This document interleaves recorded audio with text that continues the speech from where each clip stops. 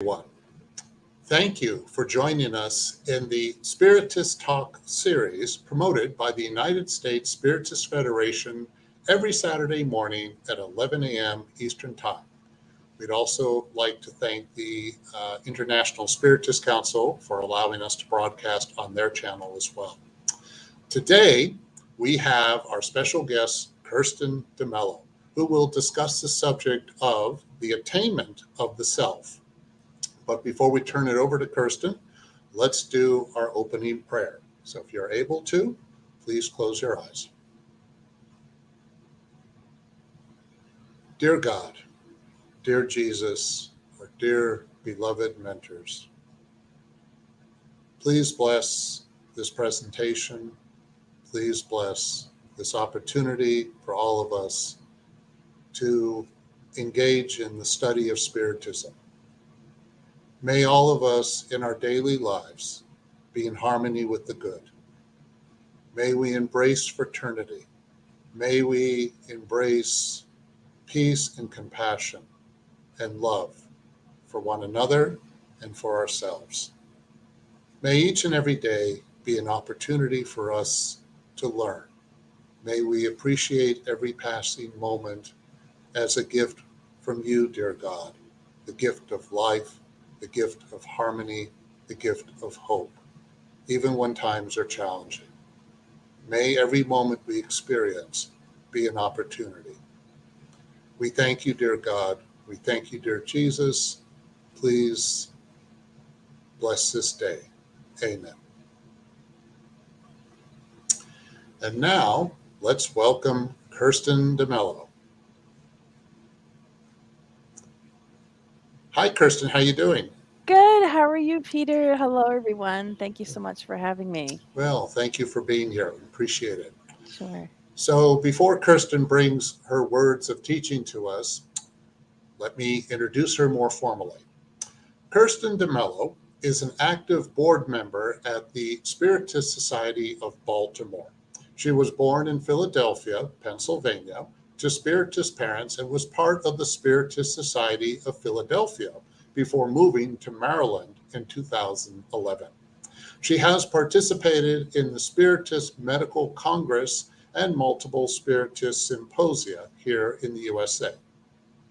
Professionally, she is a registered nurse with a Bachelor of Science degree, and she has experience in critical care, case management, and utilization management.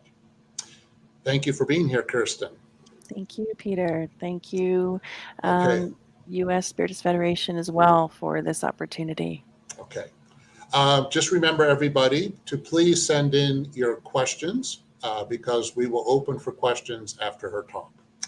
Okay, Kirsten, the floor is yours. All right. Thank you so much, Peter. Thanks Thank again you. for this invitation.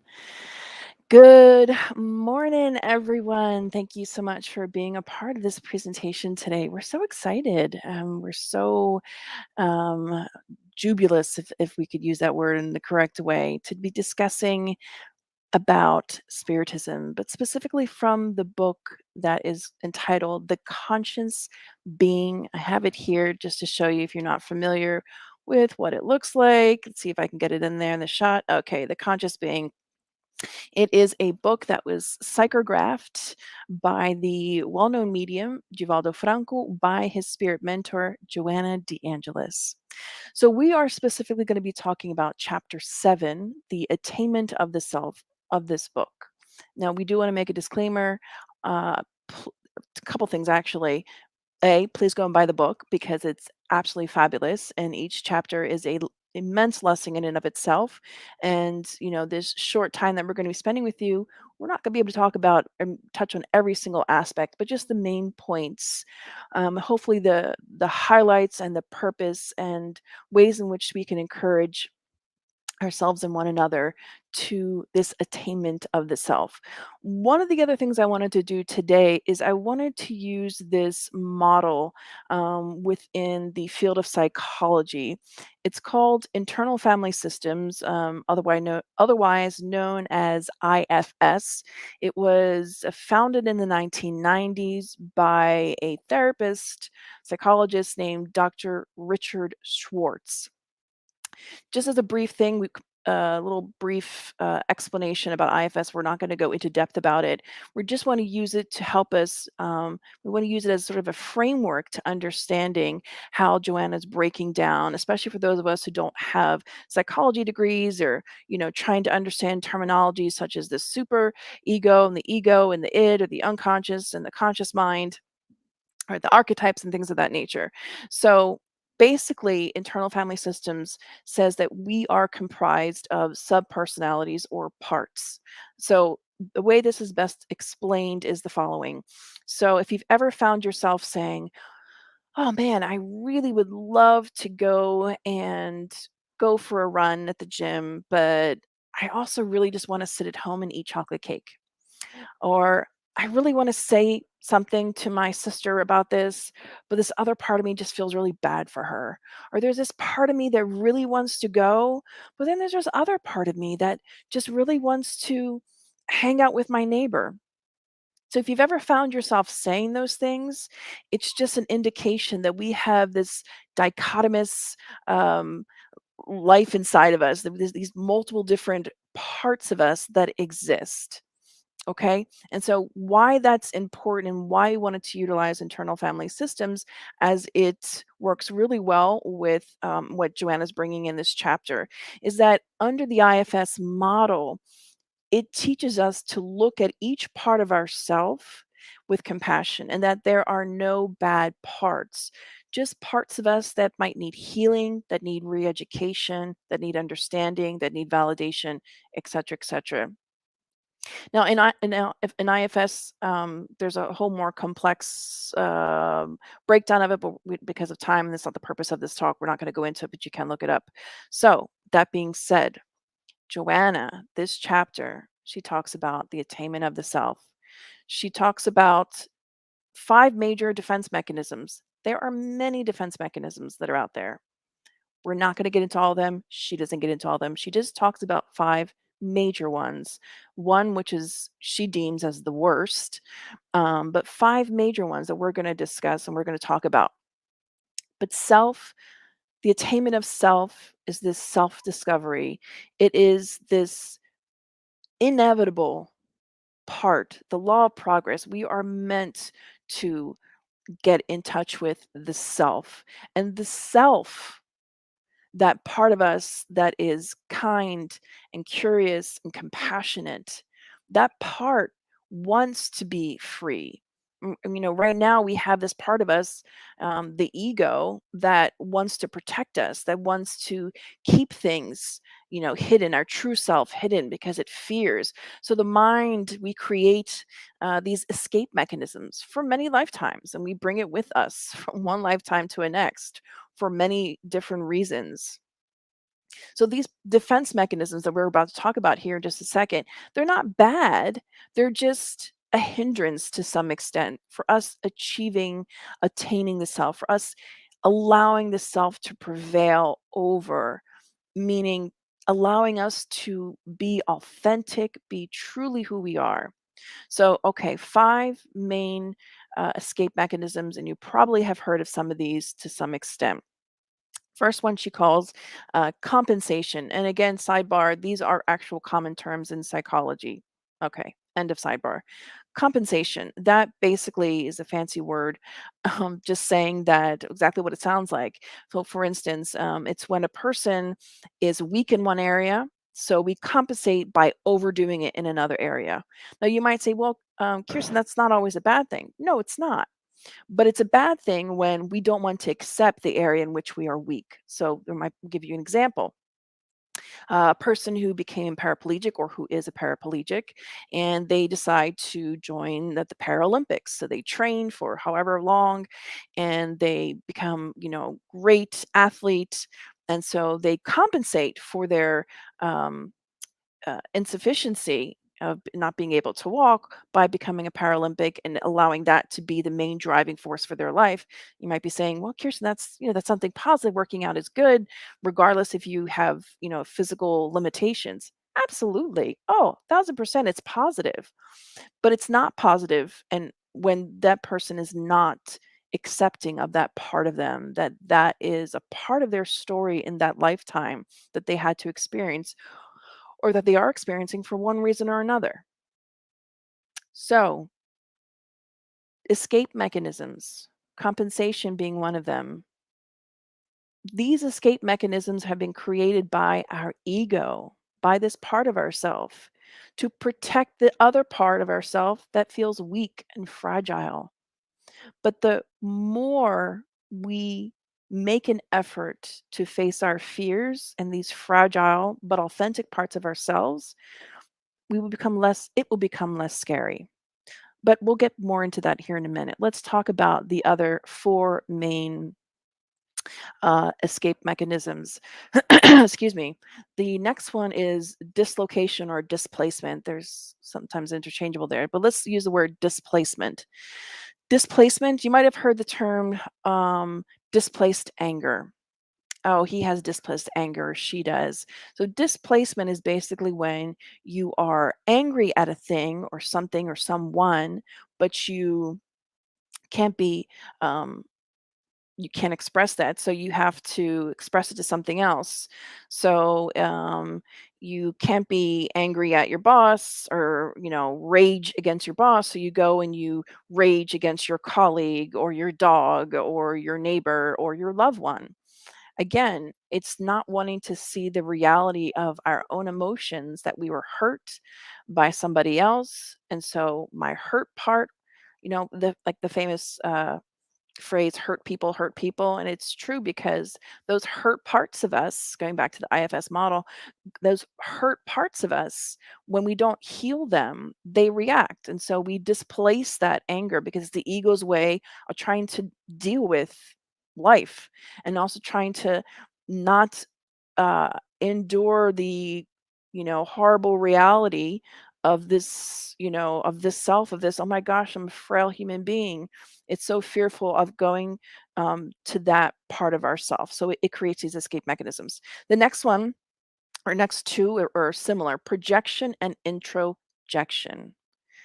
Projection is exactly what it sounds like. We are projecting our own insecurities, our own vices onto others. So perfect example of this, or one example of this, that Joanna gives in the book, is that of a man walking on a street, and the man bumps into another man. And the man bumps into him and says, "Hey man, what are you doing? Like, are you blind?"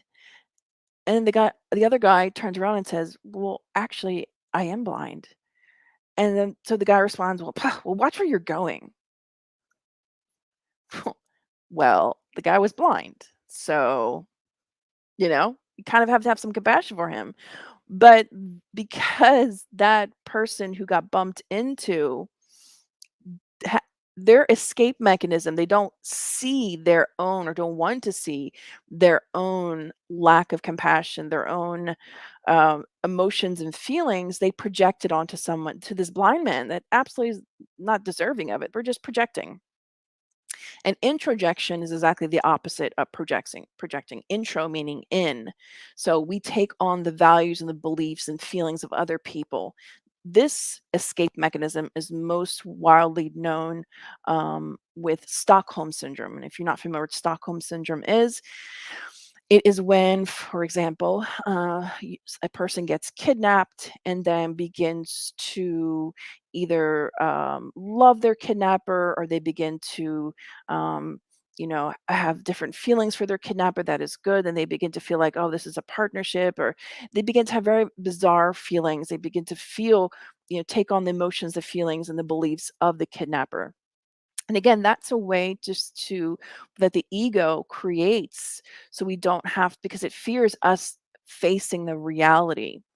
And if you think about it, and we'll talk about one last, and as Joanna calls it, one of the worst escape mechanisms, but we have to think about it, that, and she mentions this in the chapter, that these escape mechanisms, they do serve a purpose. These are parts of ourselves that have been generated to protect other parts, other weaker parts, or seemingly weaker parts of ourselves that we aren't yet ready to face or have been afraid to face. And we cannot and should not, and Joanna reminds us, we should not push anyone to just you know, face themselves, because s- we have so much going in, so much of a background and a history of traumas in this life, past lives. If you just force someone to look at themselves and they have no resources to how to manage all of those emotions and parts and that come up, they can really become undone. They really can become unstable because they don't know how to manage it, and they really can become worse. So it's important that we also, both as spiritist educators, as people that care about other people in society, we don't push other people to see something that they're not ready yet to see. But we can encourage people to have self compassion, self love, and encourage and teach people. And Joanna goes into that, and we will go into that. Some of the resources we can utilize to help build up our strength. Okay, so I digress, going back to the last escape mechanism we're going to be talking about today, rationalization. Joanna calls this the worst escape mechanism. Why is that? Because rationalization is when we use logic to justify our wrong deeds. So, for example, you might say, well, I cheated on this exam, but I only cheated on like 2 questions. Like, it's not that big of a deal. Like, it's just 2 questions out of like 100. Like, it's fine. Like, it's not a big of a deal. Like, it's not, even if I had gotten it wrong, um, you know, it wouldn't have been bad. So I'm rationalizing, right? Or you might say, you're walking out of the bank, you walk into your car and you find an envelope full of money, and you quickly pick it up and put it in your bag. And as you're driving home and you're thinking to yourself, well, God wanted me to find it. It was God's will for me to find it. So you're justifying it. Or, well, someone else would have gotten it and stolen it or taken it. Might as well be me because I have, bills to pay. So if everything happens for a reason, I guess God wanted me to, you know, get this money. Again, justifying something that in reality we should be walking back to the bank and saying, hey, someone dropped this money, found it outside. Because ideally, right? Gosh, we would want someone to do that for us. We would hope so, right? If you had gone to the bank, perhaps to get a down payment on a car or a house or what have you, and imagine dropping that envelope and then reaching your destination, realizing you don't have it. I mean, it's quite sad. So, rationalization being one of the worst escape mechanisms because we're rationalizing, we're justifying the reasons why it's okay for us to do these bad deeds. Well, it's okay for me to cheat on my husband or my partner. Well, because they had a stroke and are stuck in a nursing home, or because they don't really love me anyway. So it's totally okay for me to do that because it's not like they're going to know anyway. Or I'm just going to lie to my spouse because it's just convenient, and because it'll hurt them anyway. uh, no, those are just justifications that we make. And all of these escape mechanisms and all of this that we do stems from fear. It's created because the ego is afraid for us to face who we really are. And some of these escape mechanisms can lead to psychopathologies, Joanna tells us in this chapter. There are people that have clinical phobias. Sometimes, yes, it does come from past lives, traumas from this current life, or even our upbringing. So it tends to be a mixture of many things.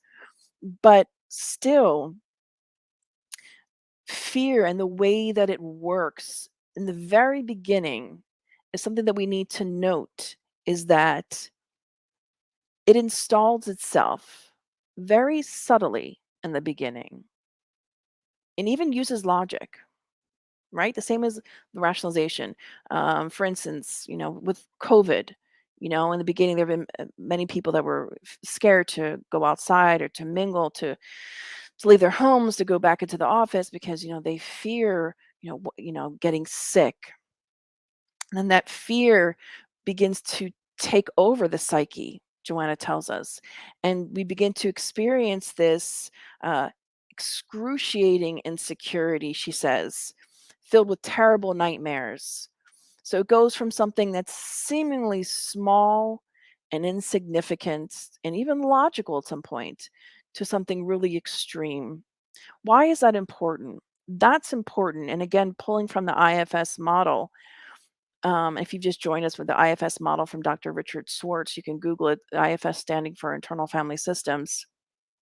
It's not Spiritist, just using it as a way to understand the teachings that Joanna is bringing to us. So, this IFS model of fear being fear as it insinuates itself slowly. So, from an IFS model perspective, if we begin to be cognizant of each part of us that presents itself. So let's say in the beginning, I'm having this fear like, oh gosh, I'm scared of going outside or I'm scared of getting sick. So we learn with the teachings of Spiritism, especially with Joanna de Angelis's works, her psychological series. I mean, this book in particular, The Conscious Being, really it is about coming in contact with the self. And before we can actually reach the self, we have all these escape mechanisms, all these mechanisms of protection and stopping us from reaching that self, because we have this part that's scared. We have a large part of us that's scared to face who we are. But but if we address issues as they arise and don't allow them to build up and build up and build up, which is generally what on average we tend to do from one life to another for many reasons. And this is not judgment. This is just, what happens. But the ideal behavior is that we are facing our fears. And so it came to our mind is that it's analogous to, do you remember when you were a kid and there were, the scary monsters under the bed? And maybe you were 6, maybe you were 7, maybe you're 4, maybe you were 10. And and you hear things under your bed, or you imagine you hear things under your bed, so you grab the covers, pull them over, and you just stay there. Well, life is kind of like that. If we stay on that bed with the covers covering us and not wanting to face it, our fear is immense and intense. But the moment we pull away the covers, we put our 2 feet on the ground, right? Even metaphorically, this stands as a metaphor, right? We put our 2 feet on the ground and we go to face this supposed monster under the bed. We realize a lot of things. One, hey, I'm a little bit stronger than I thought. There's this part of me, the self, that is confident. And there's these parts of us other parts of us that will see that we can do this. I can accomplish this. So we face our fear, or if it's a fear in the closet, there's a monster in the closet. So we go and we walk over to the closet and we open it. And once we face it and realize, well, this isn't so scary after all. I'm still here. I didn't turn to dust or to stone. I'm still here. I'm still living. I'm okay. And that is also just part of that process of facing our fears. One of the greatest fears that Joanna talks about is death. We fear death immensely. She even quotes Freud, where Freud says that the instinct of death is greater than the preservation of life. And Joanna says, yeah, he's right. It is. Why is that? Because we live so many lifetimes that we know we're going to die. We know that. It's so much, that feeling is so much more stronger. That's why people who fear death, it's so overwhelming. But she tells us to face that idea of what we think or what is death. Passing from this vessel to this spirit, to this physical realm to the spirit realm. And if for those of you who watched one of the recent launches, I believe it was Jeff Bezos' second launch, and I think it was William Shatner that was on this particular ride where they go into suborbital space and they came back down. And there was a moment in the interview when the reporters were interviewing, and William Shatner, he's an actor from many moons ago, or perhaps still is. He said something really interesting. He was saying he was so amazed by this experience of going into suborbital space. And he said, Is this what death is like? Is this what death is like, where we're disconnecting from this physical?" And he begins to get emotional because there's the part of him, that self, that divine being within him seemed to have been triggered, and he got so deeply emotional over the experience. I'm sure it was life changing for him, and facing that, like, and once we begin to face these things, it's not as scary. The boogie monster or the monster in the closet, once we open that door or pull the sheets off and look under the bed and face it, it becomes a million times less scary. And it's not as scary as what these parts of us or these escape mechanisms or the ego really makes it out to be. Now, sidebar, don't think that the ego is some horrible monster that you have to get rid of. The ego has its part. The ego is important. It has its purpose. But just like anything else in our evolution, sometimes there are parts of us that develop to protect us. Like fear that develops from, that has been with us since the animal kingdom. Fear in the animal kingdom means, preservation of their life. But now, as human beings, I don't have to face the lion, coming around the bend. I don't have to fear a predator per se, even though there are predators out there. But I don't have to fear, for my life walking outside. So it comes a time where we have to reparent ourselves. We have to re-educate these parts of ourselves with compassion, not looking at the part like, gosh, why do I feel this way? I'm spiritist. I shouldn't be angry. I shouldn't do this. I shouldn't feel this way. No, we need to turn that around and say, okay, the reality is I feel this way, but I would like to work on that, heal that part of me so I can sublimate it, so I can progress, so I can access my self, the self that is connected to the divine. So, those are some of the things that are important for us to remember. And one really interesting thing that Joanna brings about in this chapter is, and it's on page 118. And this is so significant because we have, for the longest time, tried to understand things such as PTSD, post traumatic stress disorder. If you didn't know what that acronym stands for, PTSD, anxiety, depression, postpartum depression, PTSD in veterans, and or PTSD that happens with people that are not even in a war, but are just go through traumatic experiences, or why one particular trigger that happens to someone, why all of a sudden, like, it's like Pandora's box or the floodgates that just open up. So on page 118 of this chapter, really interesting, she says that, and we know, right, as spiritists, we live many lives. Okay. So she says excuse me, irregular behaviors, harmful activities, and perverse deeds that never came to light in a previous life, might even be a current life, but most likely in a previous life or many lives. Irregular behaviors, harmful activities, or perverse deeds that never came to light, meaning no one ever found out that I did those things, or the judicial system wasn't advanced back then. There was no DNA sampling, or there was, it's completely different, decades and decades and decades ago.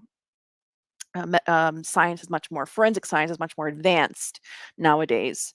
So Joanna says that these things that we've done, they become recorded in our deep conscience, deep within us, that demand reparation.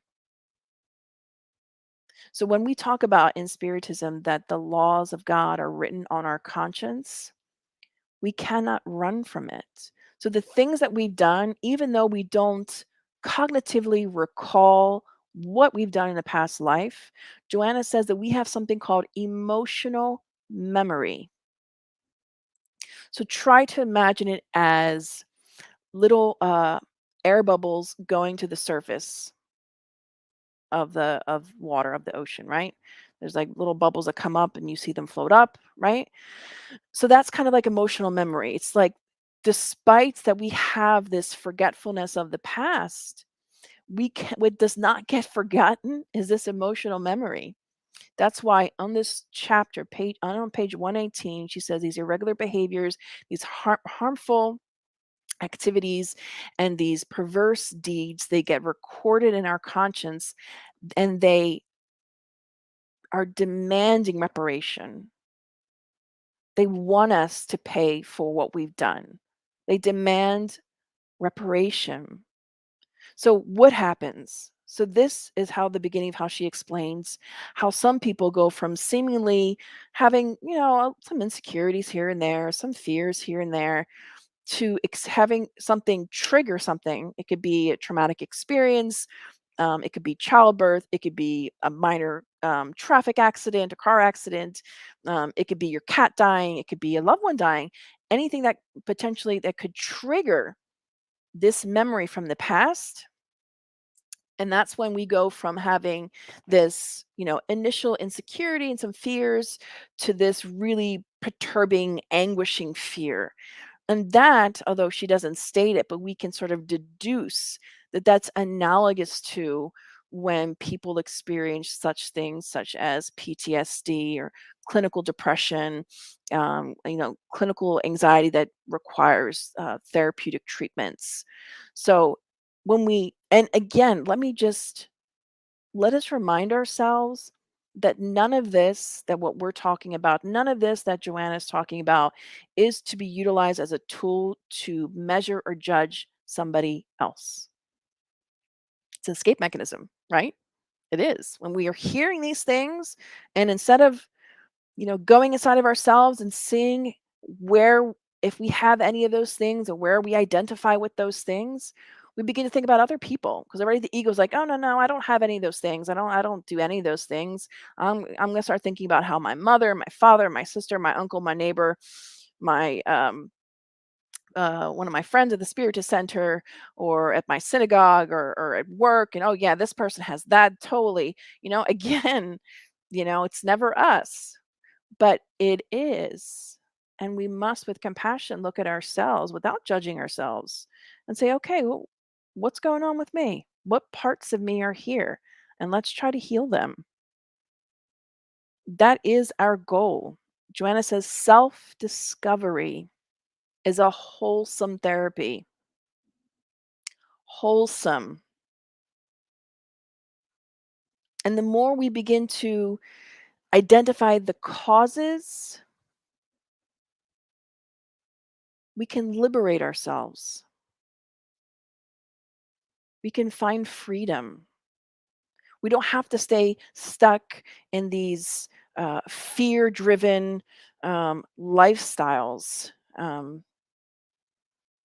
Instead, we can come to know the cause that is responsible, as Joanna says, the cause that is responsible for the fear. And instead, we can utilize what she calls positive causes. We can shield ourselves by putting one's trust in positive causes. So if I'm able to face the fear, know know what's responsible for the fear, and instead of putting all of our energy into that, putting our energy into positive causes. And that could be our faith in God, that could be our faith in ourselves, our faith that we can do the work on ourselves, that we can handle whatever comes, our way. Because sometimes fear is this part of us that actually believes that we're going to disintegrate into dust and we're going to become nothingness if we face this. But once we talk to that part of ourselves, again, pulling from the IFS model, once we face that fear and talk to that part of us and offer it compassion, we can offer it healing. And it can see that, look, I can deal with the situation. We can put our trust in God to know that whatever is meant to happen is going to happen, and I'm going to have the strength to endure it. and I have the resources, and I have the support systems that I need. We look at all the positives. And in order for us to reach this attainment of the self, Joanna says, we have to be honest and loyal to ourself while simultaneously really working hard. Excuse me. And it brings us to this conversation that we had recently with a dear friend of ours, a colleague, I should say, in the field of medicine, and we were having this back and forth discussion about our patients and different ailments and what have you, and all the new therapies that are out there and alternative approaches and the complementary and alternative medicine that's out there.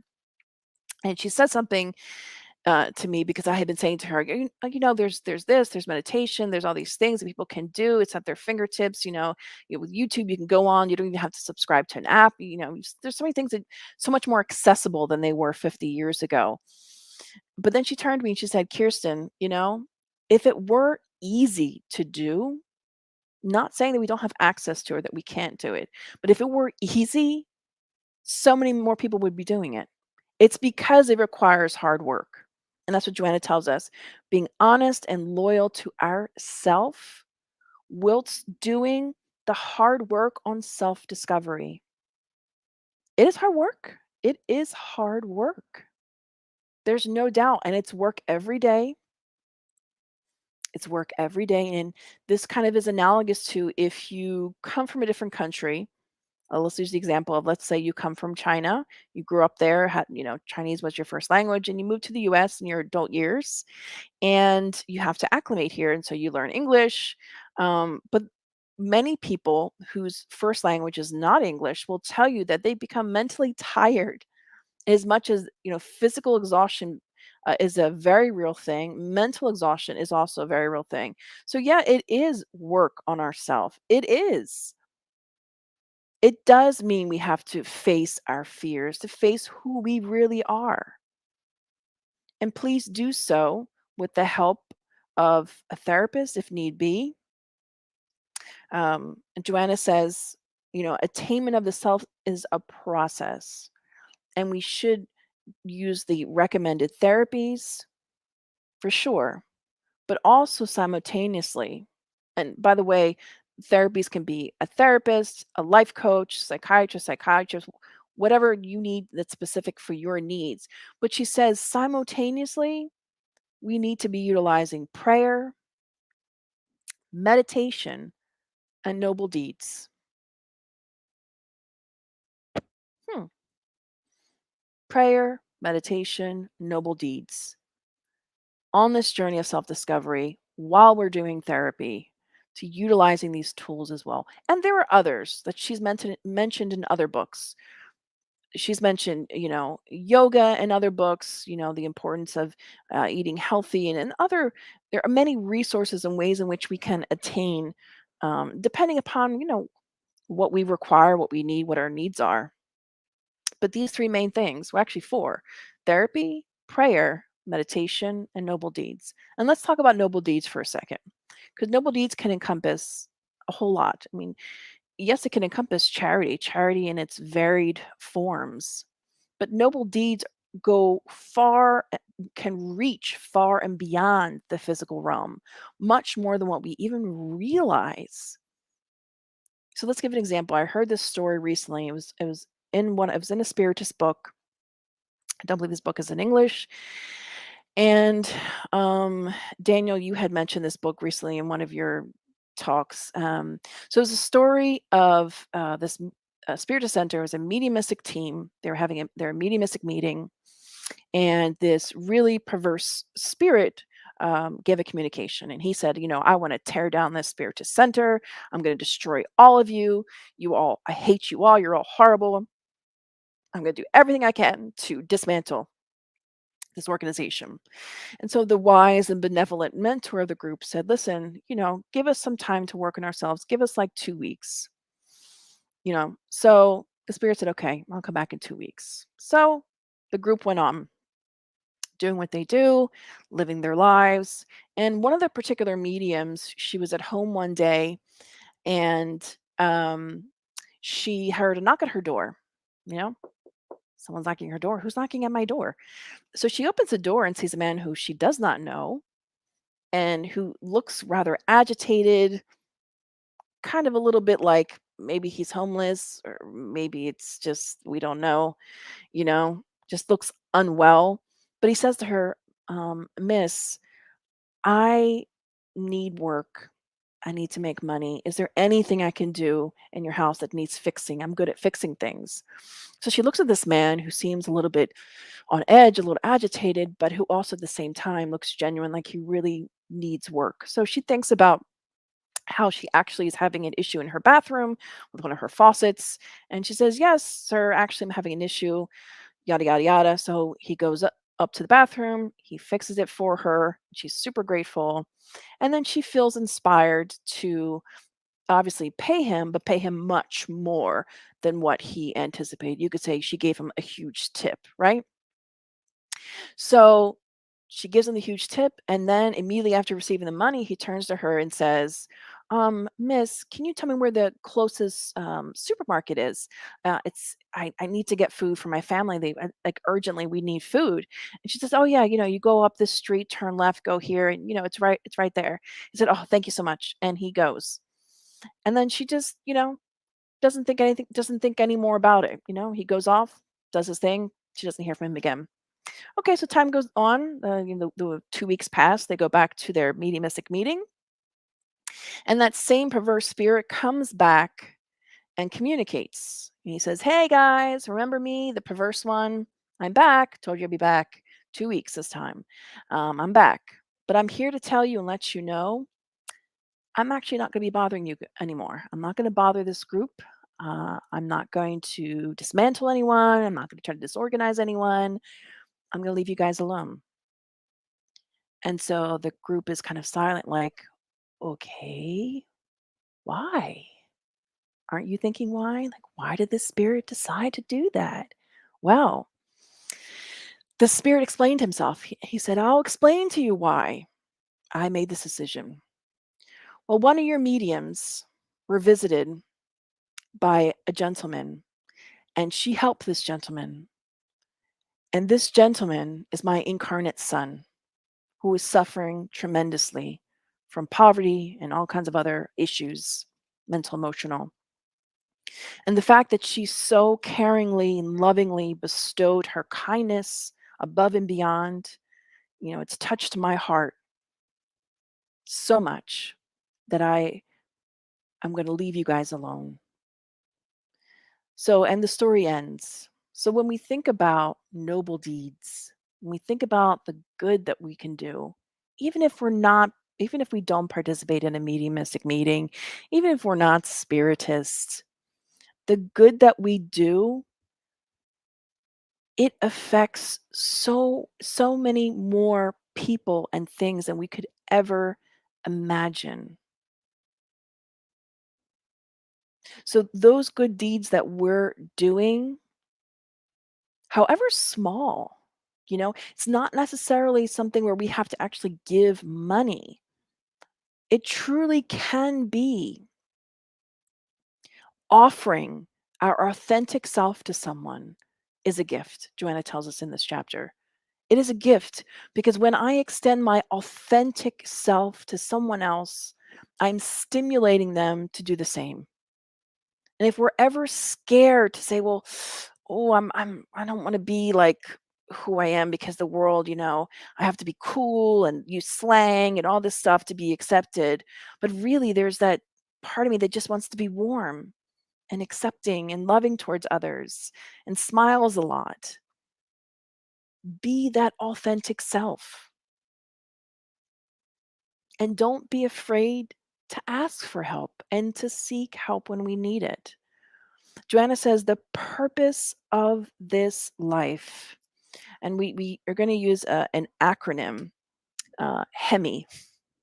She says the purpose of this life, of our incarnations, is for us to utilize our human, emotional, moral, and intellectual abilities for the attainment of the self. That is the purpose.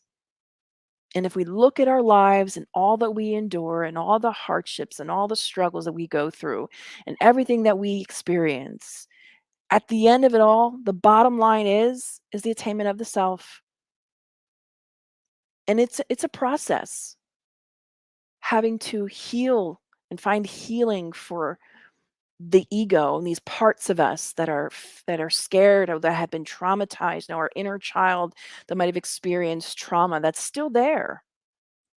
The famous psychologist Eric Erickson says something really interesting, and Joanna also validates this. Eric Erickson said that whenever we experience trauma at any of one of our developmental stages, we remain at that developmental stage emotionally. So, for instance, if you experience a traumatic experience at age 10, you might physically grow up, obviously, and become an adult and live an adult life, but there's a part of you that's still just 10 years old.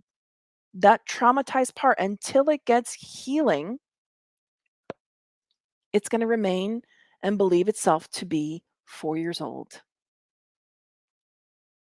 So, friends, fear served its purpose.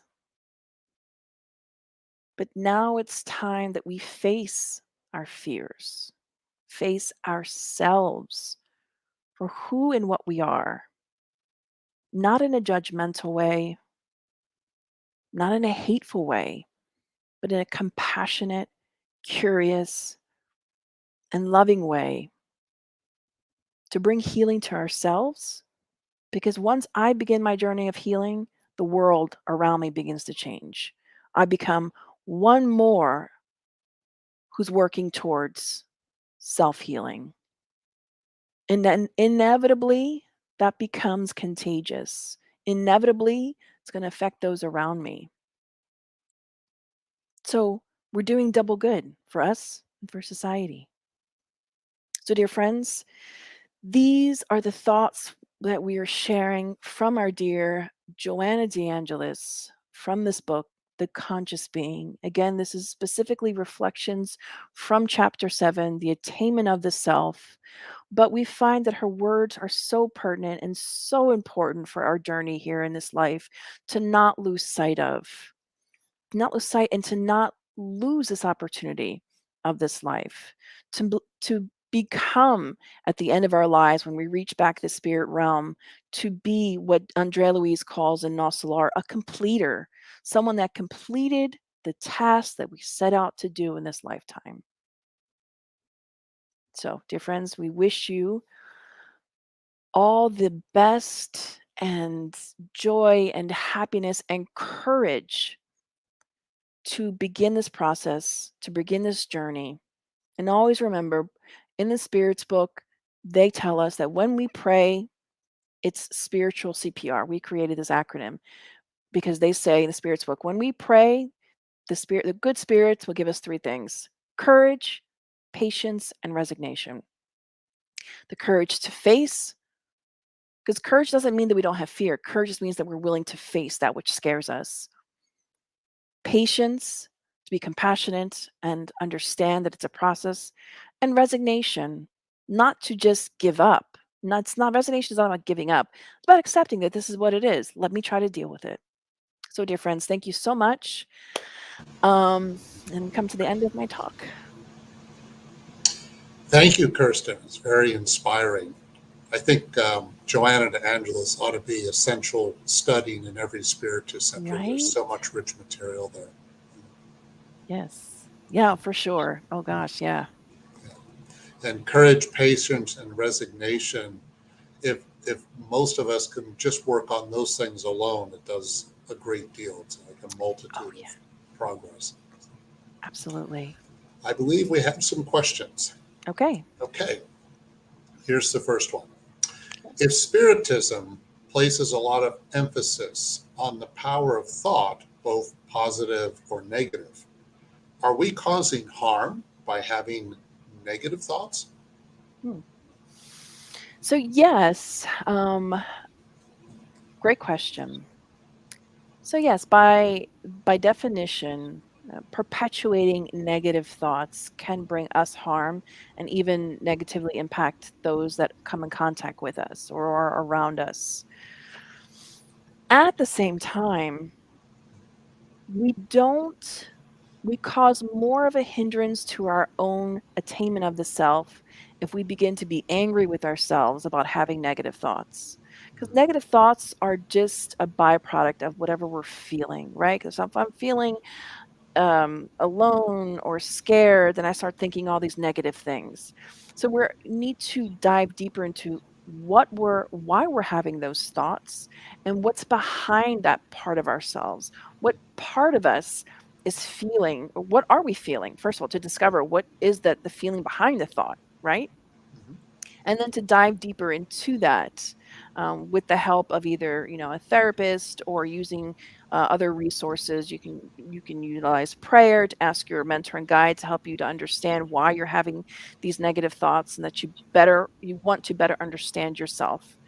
Being authentic, and that's the important part, right? Really wanting to understand why I'm having these thoughts and not just wanting to repress them, because repression just means it's going to come back later in a different time.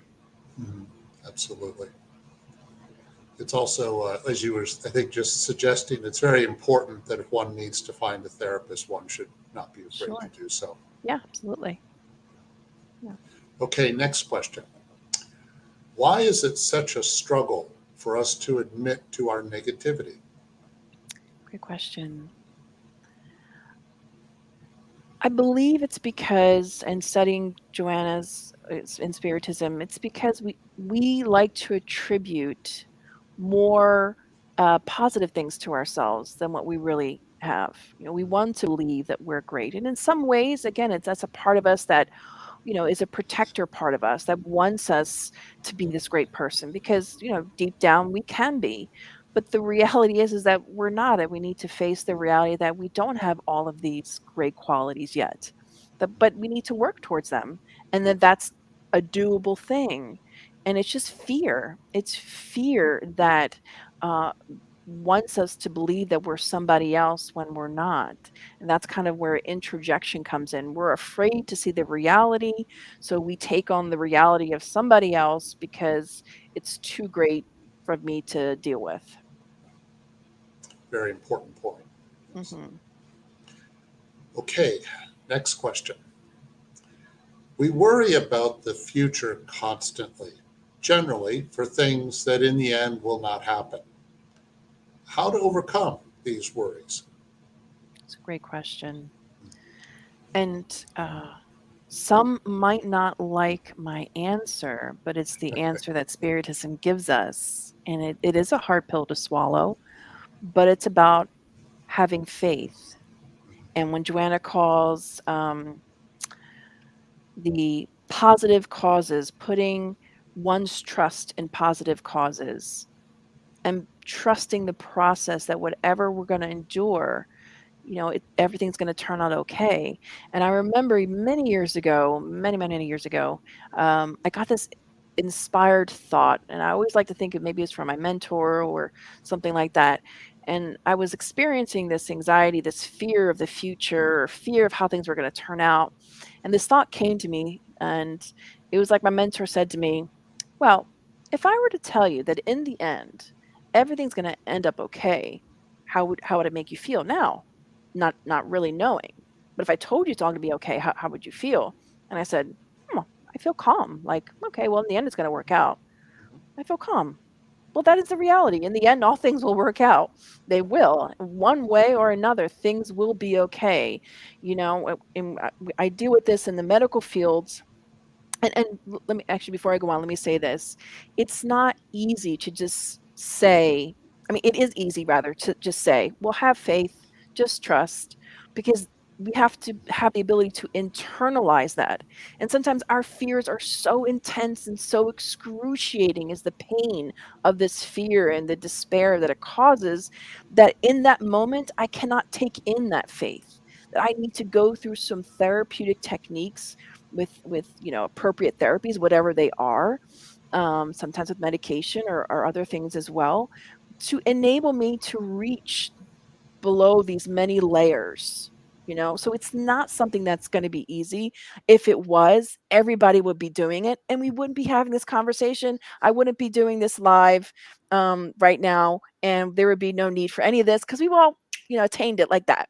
But that's not the reality, right? Because if dieting and exercise were easy, we'd all be thin and looking great, but that's not how it is, right? So it's hard, and it takes a lot of work, and we And have so many.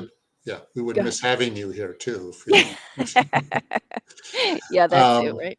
Yeah, it's the way, I mean, faith really is a process, and it's one that requires a lot of patience, doesn't it? Yes. To Yes. obtain it, because it's not something that's going to happen overnight. Absolutely. Mm. Absolutely. Okay, let's see if we have another question. Sure. Kirsten, can you elaborate on the relationship between the ego and self-esteem?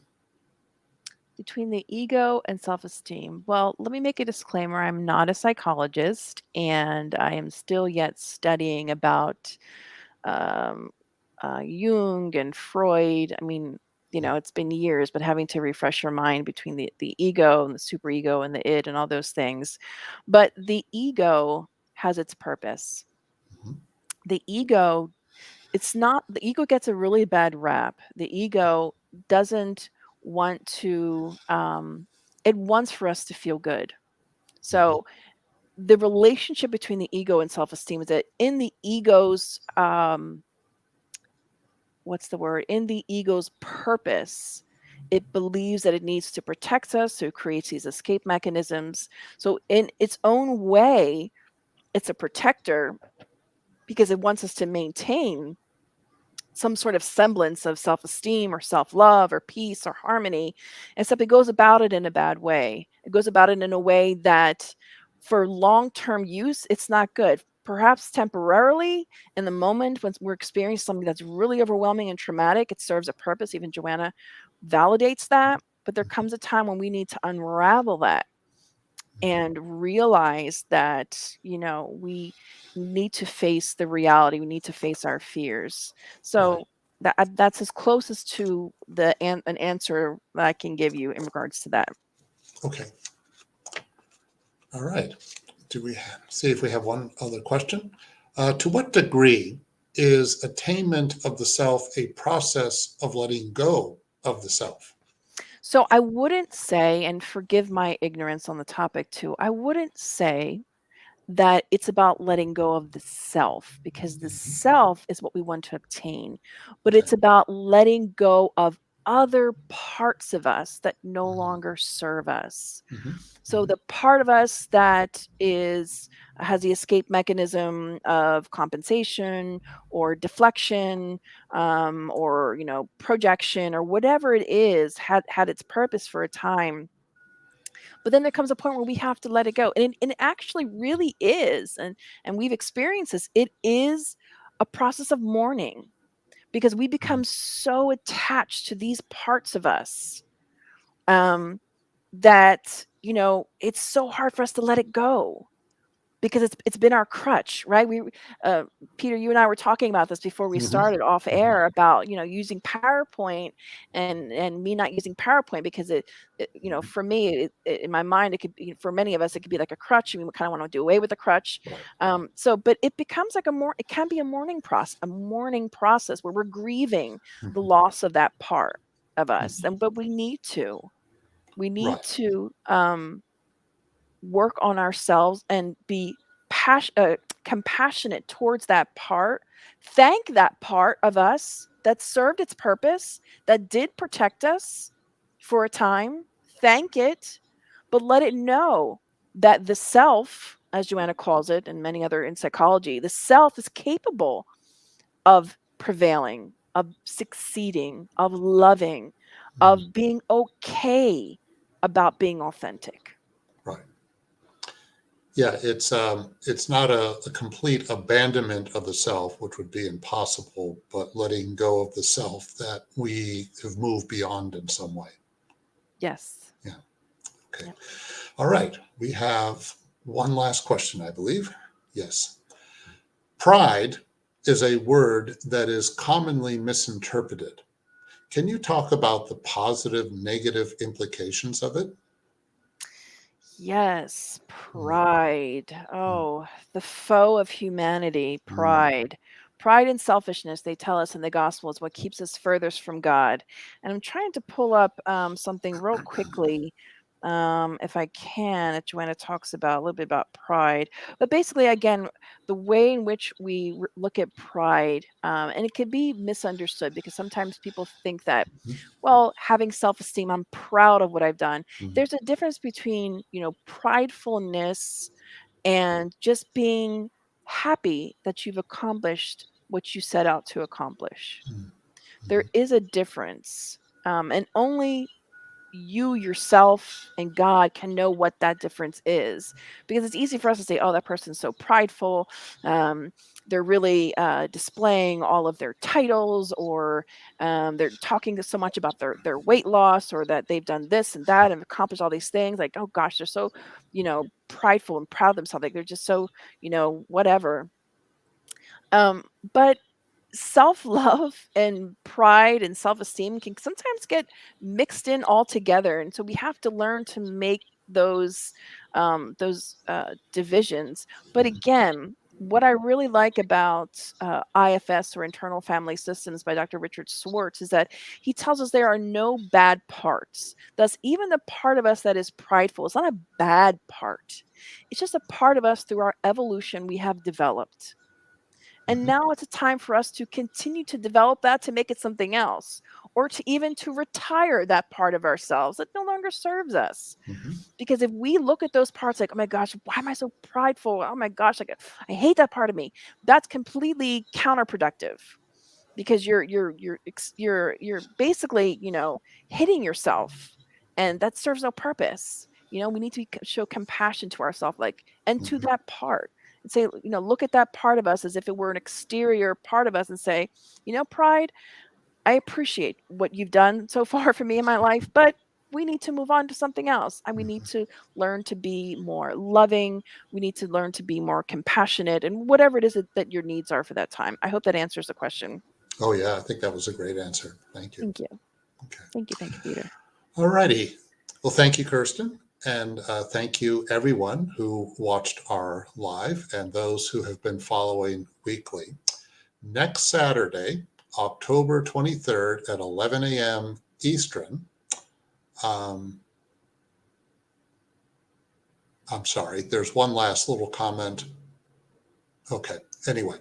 Um, Next Saturday on October 23rd at 11 a.m. Eastern, please don't miss Marcelo Neto speaking about the ways in which Jesus illuminates our path.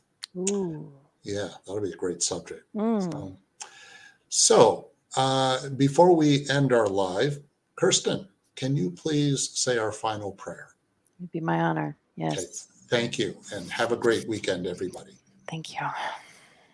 So, dear friends,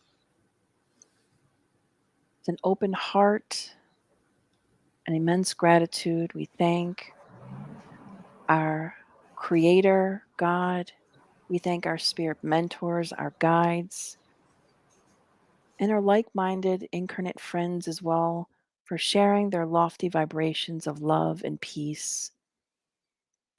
We hope to continue sharing these vibrations, inspiring others, bringing hope to the darkness, shedding light to the darkness, bringing hope to those who've never known peace before.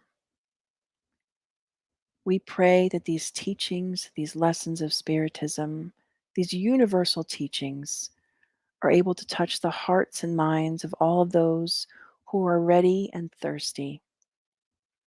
And may we always carry Jesus, his teachings, and life lessons in our heart, always present as a guide. We thank you, and so be it.